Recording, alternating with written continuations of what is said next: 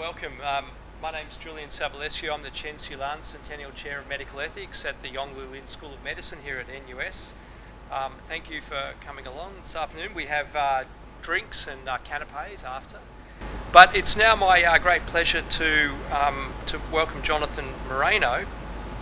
I have never had such a sort of interesting little bio to read, but I won't read it all. Just the main facts are that he's the David and Lynn Silfen University Professor of Ethics at the University of Pennsylvania, the Penn Integrates Knowledge Professor. I'd like to hear more about that post. He's also Professor of Medical Ethics and Health Policy, History and Sociology of Science and Philosophy. And he has had many prestigious appointments within government and on various councils. But I like these two lines the most. He wrote a book called Everybody Wants to Go to Heaven But Nobody Wants to Die with Amy Gutman, the former president of the University of Pennsylvania, and that's a general overview of bioethics. So I'm going to buy a copy of that and perhaps put it on our reading lists. And he also has this accolade from the American Journal of Ethics, which has called him, quote, the quietly most interesting bioethicist of our time, unquote. So it's a great privilege to have him here, and today he'll talk on absolutely essential bioethics and the international rules-based order.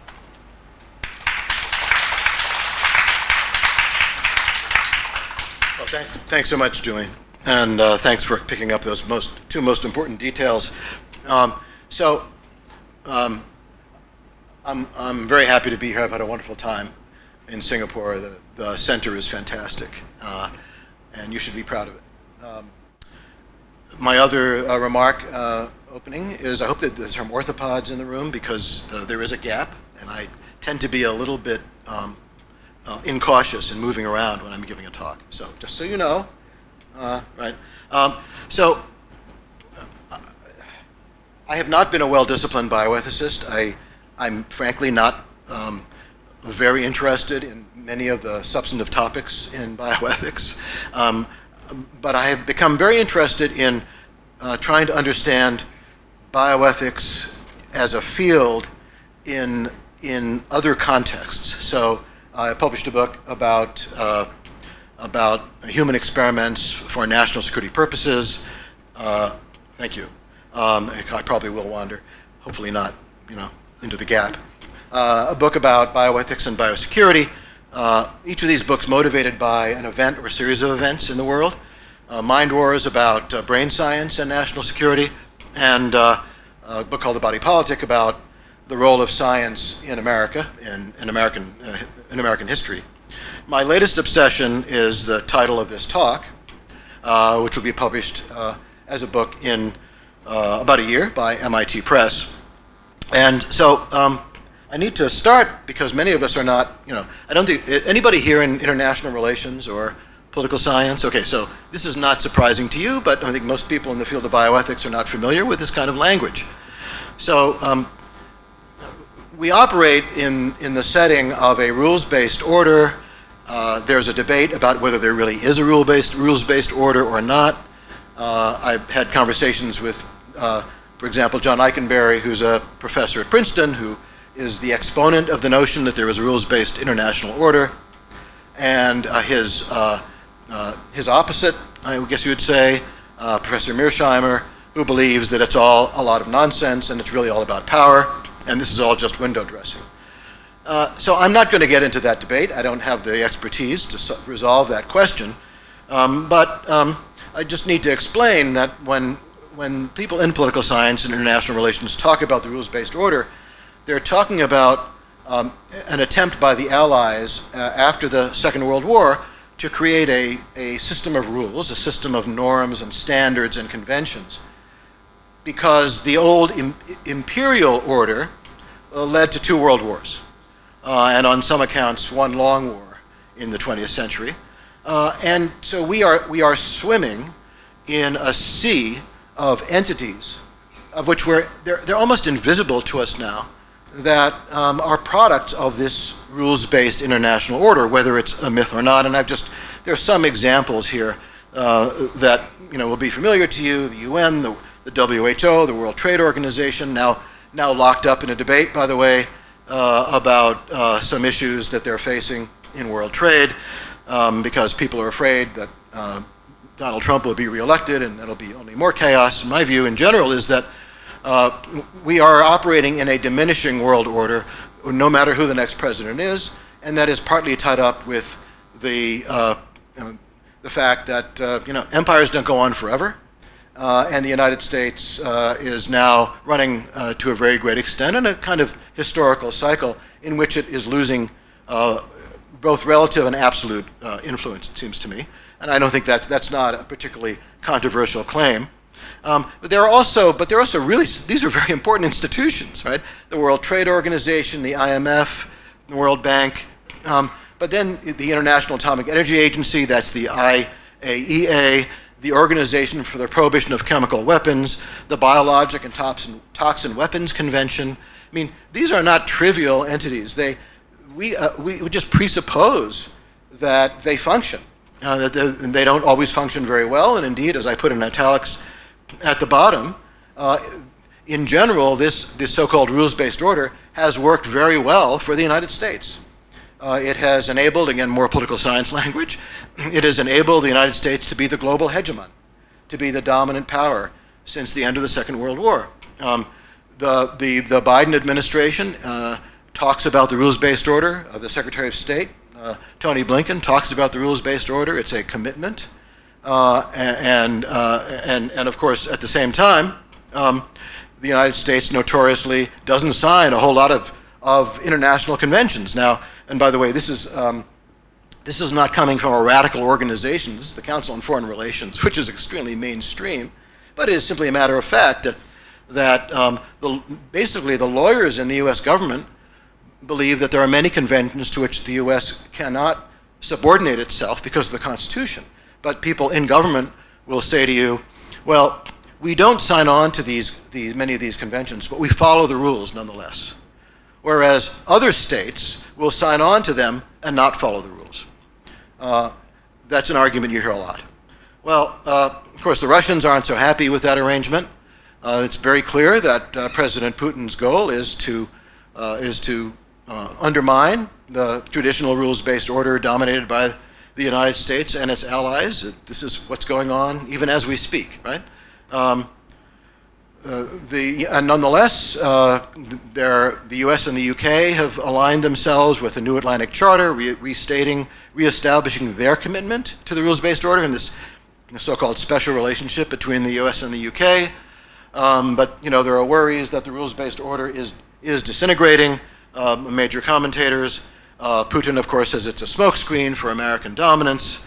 The same is true of President Xi, also making every effort to undermine the order, particularly in the area of finance. The U.S. dollar is still the world's global currency. That doesn't mean a lot to me as a philosopher, but I think to the people who do international relations and international economics, that's a lot of power. And there's an effort, of course, to undermine that fact. And that's going to be very interesting to see how that can be accomplished. So, what are the threats to the rules-based order? You know them as well as I do. The pandemic response, the invasion of Ukraine. I'll say more about the Russian Federation with respect to some issues in pharma later on. The ongoing war between Israel and Hamas. The so-called illiberal democracies like President Orban's regime in Hungary. Very interesting to define yourself in opposition to liberalism. Right?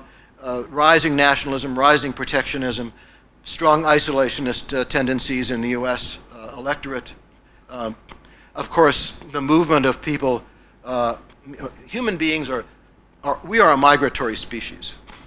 And so people are moving, as they always have moved, in great numbers. But the rules-based order, based on the Treaty of Westphalia and other treaties and conventions since the 17th century, is founded on the idea of state sovereignty, of drawing black lines around states.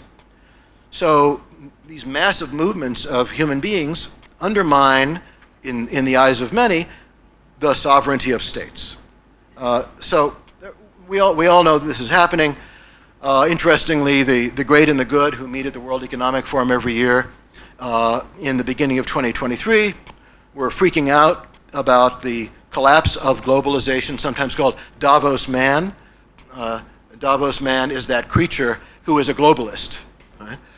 Who is a cosmopolitan like me, who flies around and gives talks. And I'm an American by my passport, but how American am I really? So maybe not, hopefully not too much.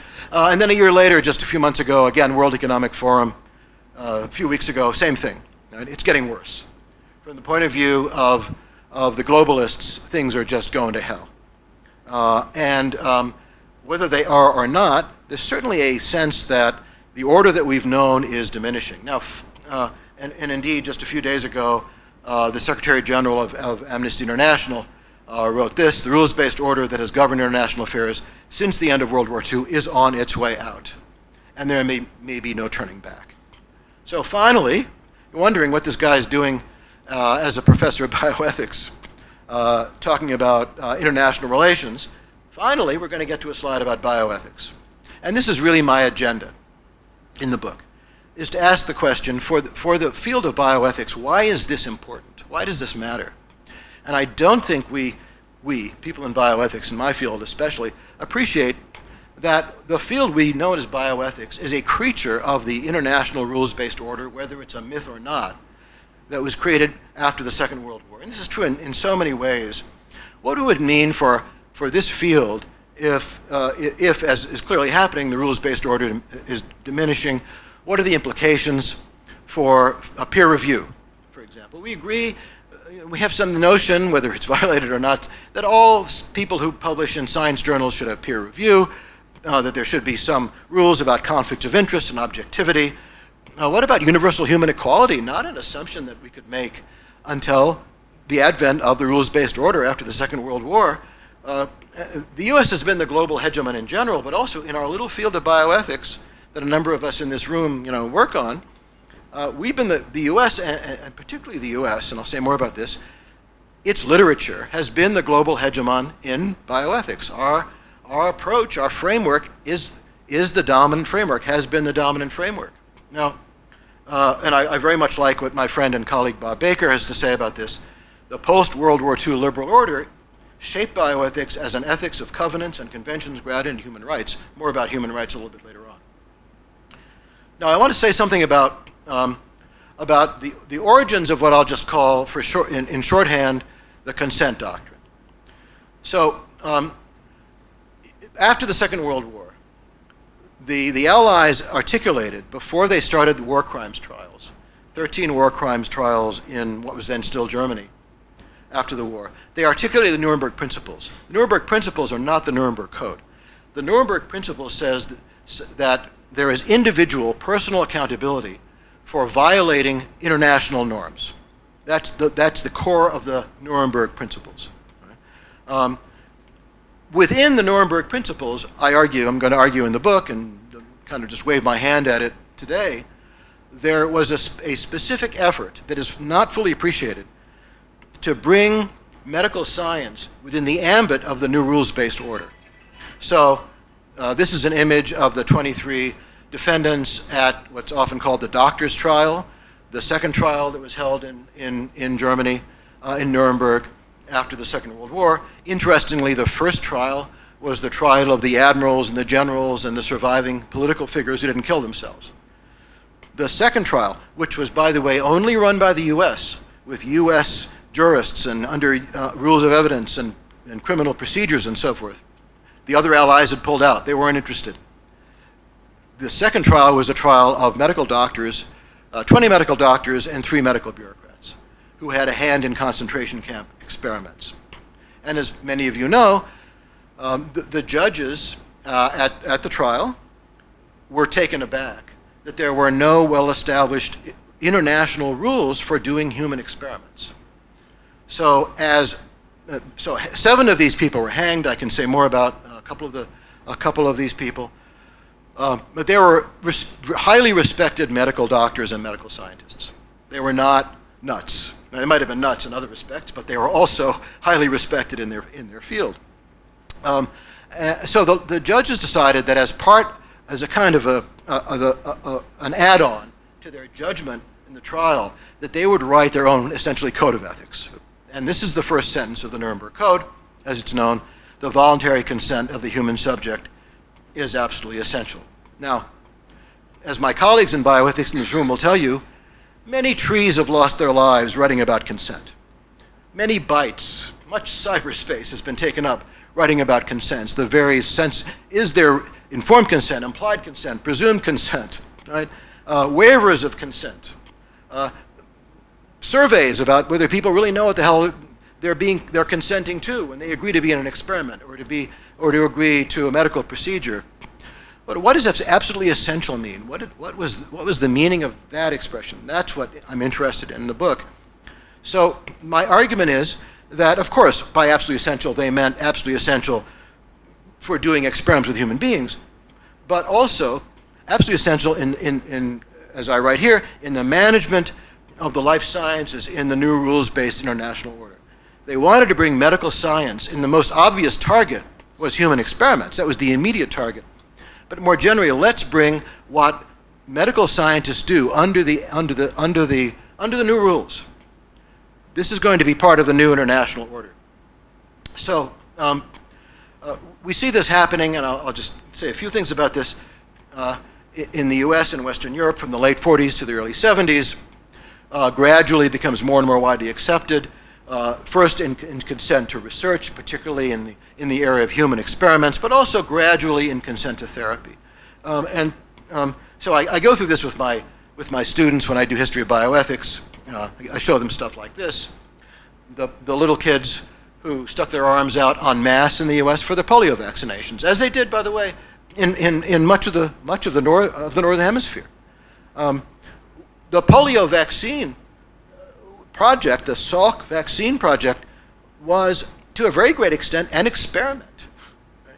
I mean, I was a little too young, believe it or not, to be in this picture. I missed it by a couple of years, but I have hundreds of thousands of children were just told to stick out your arms, and it wasn't clear what was going to happen. But I can tell you right now, if you asked Americans to do this, can you imagine what the result would be? I mean, you know about what's going on in the U.S., right, culturally. It's impossible. It's impossible to imagine that you could go into hundreds and hundreds of public schools and expect the parents to agree to let their kids be vaccinated for something. Sadly, that's the case. So, but this was what was like in the U.S. in the 1950s, and then, of course, the magic bullet, right, penicillin. And this little slide is probably not a TV show you've ever seen. This was my favorite when I was a kid, Dr. Kildare, in the early 1960s, a very idealistic young doctor, guided by Dr. Gillespie, the old wise Dr. Gillespie. There was an idealization of medicine and physicians. There are a couple of people in the room who might remember Dr. Kildare. I commend it to you. Now, it's widely thought that the Declaration of Helsinki, the World Medical Association's version, you might say, of a research ethics code, was largely, similar to the Nuremberg Code. That's not the case. In fact, the World Medical Association argued for 11 years about how it should respond to the fact that lawyers and judges had written a code for doctors, an ethics code for doctors. No, thank you. We can take care of our own profession. We should be in charge of our own ethics. And it wasn't only the WMA at the time. There was a group from the Monaco physicians were very involved in these debates. And finally, to a great extent, kicking and screaming, the World Medical Association was brought into this and created what's known as the Declaration of Helsinki, which is now in its 7th or 8th version. But it's just an illustration of how much more medical discretion there was when the WMA could decide what doctors could do in human experiments than was the case with the Nuremberg Code. Now, some of you know who this man is, Henry Beecher, a fascinating character, the first chaired professor of anesthesiology in the world, at Harvard Medical School and Massachusetts General. He wrote this very important paper that all my students have to read called about ethics in clinical research. In fact, the Nuremberg Code had very little influence on the way that human experiments, clinical trials as they came to be known, were done in the US. Very little influence. My friend Jay Katz, who was a psychiatrist on the law faculty at Yale, was a German refugee, a German Jewish refugee at Harvard in the late 40s. And I said, Jay, what did your professors at Harvard think about the Nuremberg Code? And he said, well, I'm not going to imitate his accent. He said, they said, that's a really good code of ethics for barbarians. But we're not Nazis. So, of course, there were a bunch of scandals that happened particularly in the middle 1960s. Henry Beecher comes along now. He is a man of the cloth, as it were. Right? He is a professor at Harvard, and he writes this, and this gets a lot of attention.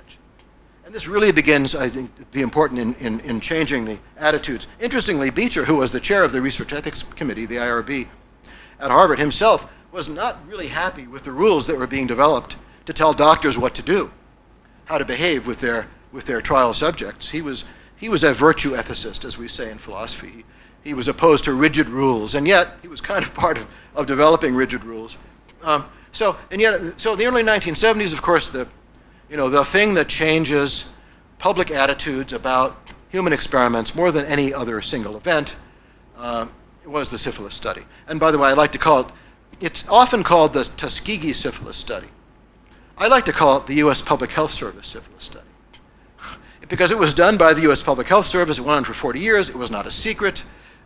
Finally, there was a big article about it in the New York Times, there was a whistleblower, and this had an effect, I believe, not only in research ethics, but also gradually in an acceptance of the notion of consent in the U.S. and in many of the Western countries, at least in principle.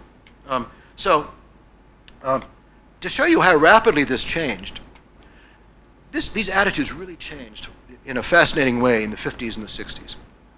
And my case is US, but I think gradually it has a ripple effect in other parts of the world, at least formally. So in 1956, Loyola University Press, Loyola University in Chicago, a great university with a fine medical school, published a book by one of its professors, Edwin Healy. And the book was called Medical Ethics. So in 1956, if you were a young physician and you had a question about medical ethics, it's quite likely that you would go to the library and you'd pull this textbook on medical ethics off the shelf.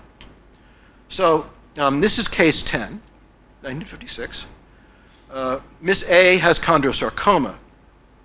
Tell me, she pleads with Dr. B, do I really have a cancer? By the way, interesting to me that, I know you can all read, and yet with this ritual in medicine, medical education, we read the slide. I don't know why we do that, but I'm going to do that anyway. Dr. B, knowing that Miss A has ample time to prepare for death, and wishing her to spare her needless mental suffering, answers, your pains are due to arthritis. All right, you got the case?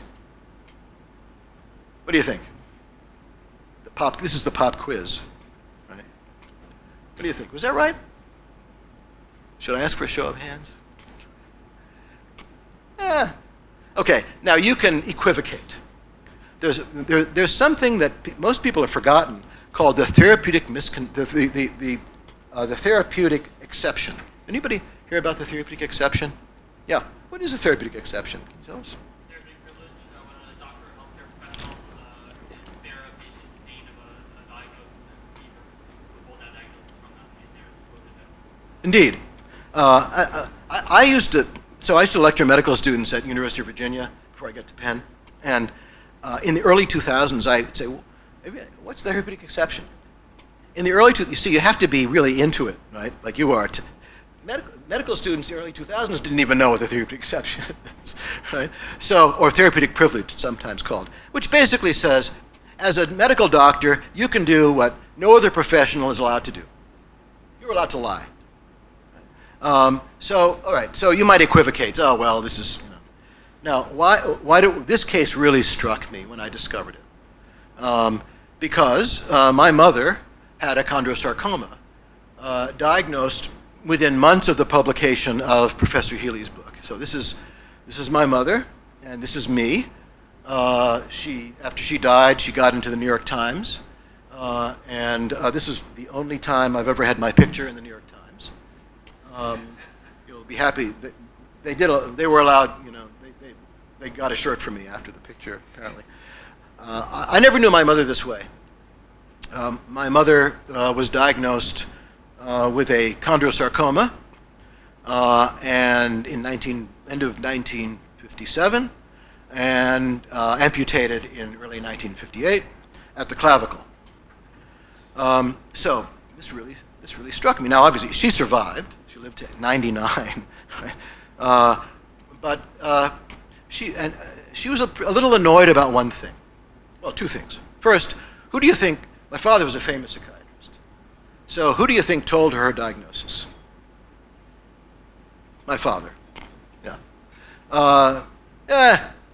You know how women are. They can get hysterical, and her husband's a physician, and so it's best that her husband tell her. She survived. She was amputated, and then about 6 or 8 months after her amputation, she was going through their night table next to their bed, and she found this letter that was all crumpled on her surgeon's stationery to my father. And it said, "Dear Dr. Moreno, as we discussed, essentially, if your wife survives for 5 years, we will consider her cured." That conversation is not one that her surgeon had with her. So if you're wondering what the solution to this problem was, according to Dr. Healy, the solution is that this is okay. This is fine. She has ample time to prepare, and his answer is not morally wrong. Now, I'm not here to tell you what the right answer is, but according to Professor Healy, this is the analysis. For those of you who got this wrong, right, and many of you probably got it wrong, I'm guessing many of you got it wrong, this is the explanation. The problem is that patients do not know how to ask a damn question. She didn't know how to ask a question.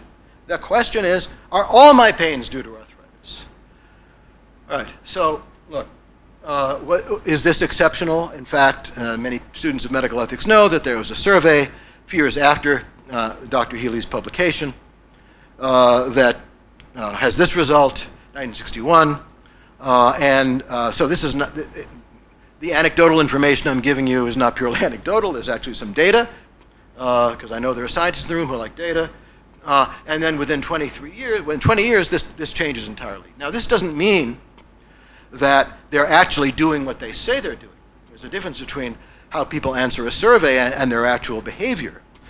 Nonetheless, by 1979, medical doctors in this survey knew what the answer was supposed to be. They knew what the right answer was on the test. How they practiced, very hard to know. Right. So, in fact, consent to therapy, as well as consent to research, does get gradually accepted in the rules-based international order as applied to medicine. So here's Article 6 of the Declaration of Bioethics and Human Rights in 2005. As I'm sure you know, the U.S. in this report that was produced by the first National Commission on Bioethics, specifically on human experiments, was published in 1979 with these 3 principles, establishing also the boundaries between research and therapy, much harder to do now than it used to be. And just to make a sociological point, no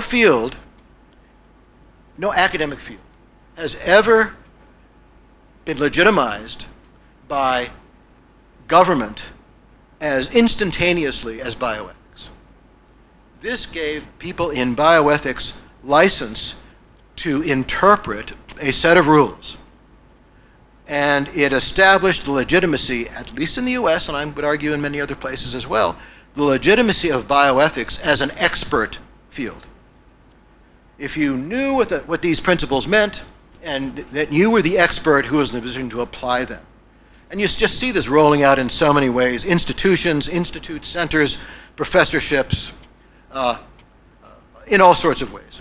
Now, I'm going to say more about that respect for persons in a moment, but this is thanks to my colleague Harold Schmidt. He found this little slide for me. There are lots of different values. The IBC is the International Bioethics Commission, part of UNESCO, that I served on for 8 years. And, you know, people were asked, so what, even with a typo, which I love. So, you know, what did people in medical science think are the important values? And there's a lot of values, you know? There's a lot of values, including values like dignity, which some people think is a useless value, term that really doesn't mean anything. It means a lot in human rights. And then it's sometimes said that to be a philosopher, you need to have read Kant's Critique of Pure Reason with understanding. Right? So to be a bioethicist, I think, in the US at least, and I don't know if this is the case for you, you need to be familiar with the principles of biomedical ethics. Tom Beecham and Jim Childress textbook, now in its 8th edition. You know, this work actually started, in Tom's case, in the late 1970s. But these 4 principles, by the way, the first principle is not autonomy, as it's often reported. It's respect for autonomy. This is very important. If it was autonomy simpliciter, you couldn't weigh or balance these other principles against it in particular cases. It's respect for autonomy. Now, in my day, as old people say, you could, as a medical student, or you could have these 4 principles on a 3x5 card. Does anybody? Nobody carries 3x5 cards around anymore, right? Now you carry these around. This is like a simple sociology of knowledge point. Forgive me. Like a formula that somebody giving chemotherapy might have on the card. This is a formula that you could carry around with you. These principles. This is the mark. These are what you need to take into account if you're a physician taking care of a patient. These are the principles that you need to think about. And in one book, actually, one bioethics book actually has a tear-out page that you can put in your pocket. It's a checklist. So this has been, from a point of view of the kind of the sociology of knowledge, it was very important because, look, ethics, philosophy, it's so abstract, it's so vague, right? The practice of medicine is so concrete and specific and real. This realized ethics. This made it accessible to people who are actually responsible for patients. This is really important, I think. Now, look, this is a thought experiment. I'm not going to do this, but it's kind of fun to think about. The way that Tom and Jim, and they are close friends, by the way, the way that they write the book, there's a chapter for each of the principles. And they follow in this order. Now, it's not their fault, but I think it is true that many people in the field of bioethics take respect for autonomy not just as the first one on a list, but as lexically ordered the first one to pay attention to. That's not their fault, but I do think that if, it'd be fun to think of, what if you reversed the order? What if you made justice the first principle instead of respect for persons? How would that change the way that the analysis comes out in language in the book? I want to talk about a particular case that is fascinating me that I write about in the book. I've done a little writing about already. And this goes back to the question of the diminishing rules-based order, the collapsing rules-based order, and I'm almost done. When the Russian Federation invaded Ukraine, global pharma basically stopped creating new clinical trials in the Russian Federation. It's really interesting that people haven't written about this. But this was an implicit sanction, I would say, on the part of global pharma against the Russian Federation. Now, this doesn't mean that ongoing clinical trials have stopped. It certainly doesn't mean that pharma is not still sending the like 300 or 400 essential medicines to patients in Russia, but new pharmaceutical trials are not starting in the Russian Federation. And Russia is not a small player as a locus of clinical trials. Over 6,000 when I was able to look at the clinicaltrials.gov website. And this was still true a few months ago. So this raises a kind of an interesting question because there's a couple of pieces I've written about this. What does this mean for bioethics? How and when and in what ways will the Russian Federation be brought back into the global pharmaceutical trials system? And there are some problems with, there have been problems self-reported by Russian medical scientists themselves with the clinical trial system in Russia. So, during the Cold War, Russian science, there was not an iron curtain. There was what people sometimes call a nylon curtain. Russian science continued, and there was interaction between Soviet scientists and scientists in the rest of the world, and Soviet scientists got Nobel Prizes. It wasn't a big, it was a lot, but they did get some. They functioned. They had very good mathematics. They had excellent physics. They had very good engineering. But what's happening now is unique in this history because now there is a sense of isolation, not only coming from global pharma, but also Russian self-isolation, not paying money to send their scientists to go to conferences, not registering on the new trials on the web of science, and new research on the web of science, new publications. That's something different. And it seems to me that this is just a small moment that's kind of symptomatic of a diminishing rules-based order with respect to medical science. So, look, the tectonic plates are shifting. Maybe I don't think you have to be convinced of that. We're living through that. What does that mean? What does that mean for standards of evidence, for publication, for IP? There are no guarantees here. These rules are not written in stone. They're 70, 75 years old. What about universal human equality? Right? It is expected that no matter where you live in the world, if you're in a clinical trial, in order for that investigator to publish their results, to get funding from an agency, that anybody, anywhere in the world, you're supposed to get informed consent and be assured that there's been prior review of the protocol. That's a result of the assumption we have that there's universal human equality. That's a particular application of the idea of universal human equality in the context of clinical trials. That is not a given. That's a part of the Nuremberg principles and applied to medical science through the Nuremberg Code. And then we have lots of questions about bioethics after the pandemic. I know there are people in this room who are very interested in this, in these problems.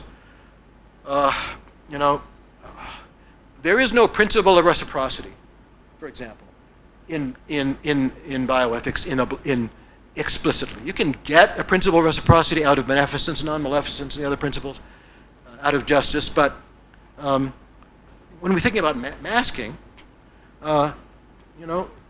bioethics did not present a ready analysis that supported reciprocity. If I sit next to somebody on a plane and they're wearing a mask, or on a train, or on a bus, and they're wearing a mask, should I turn around and say, would you like me to wear a mask? Right?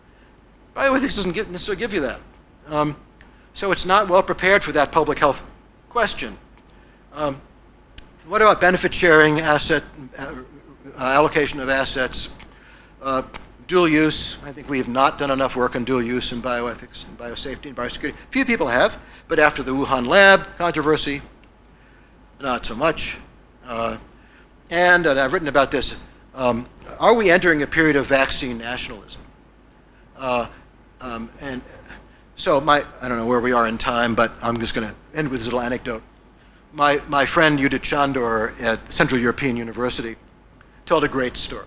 She's a lawyer, a law professor who does a lot of stuff in genetics. And she said that for a while when the first vaccines came out in Budapest, the first COVID vaccines. If you're a pregnant woman, you got Pfizer. This is what you told me. Now, if you're the man who happens to be accompanying this pregnant woman, you get the Russian vaccine. You get Sinovac, right? Maybe, or the Russian vaccine. Why? Well, because we have a pro-natalist policy in Hungary, and we want to make sure that this woman gets through the pregnancy. The guy, not so much. All right, I just love that story. As one of my journalist friends would say, that's too good to fact check. So I end with this. I made this slide hoping that Angus would be here. He's got better things to do. He's seeing family. It's fine. But I think that Angus, with respect to the ethics of public health, gets this exactly right. That the four-principle framework, with respect for autonomy as de facto the first among equals, hamstrings our ability to talk in the ways we now need to talk about public health ethics. And so, I will leave it to you to read Angus's writing as I have. One last thing. I always say one last thing, and I do another thing, so I'm sorry. This is from my friend Judith Chandor, who I just mentioned, the Hungarian. Let's subtract the rules-based order from bioethics. Subtract it. I think now it forces us to think more carefully about the relationship between bioethics and human rights. And I think she says this very well in this publication. That we need to think more about the way that international human rights conventions, which are also very much at hazard these days, tie into the way we think about bioethics. So I'm going to stop there. As one of my deans used to say, I've already told you more than I know. And thank you for being here.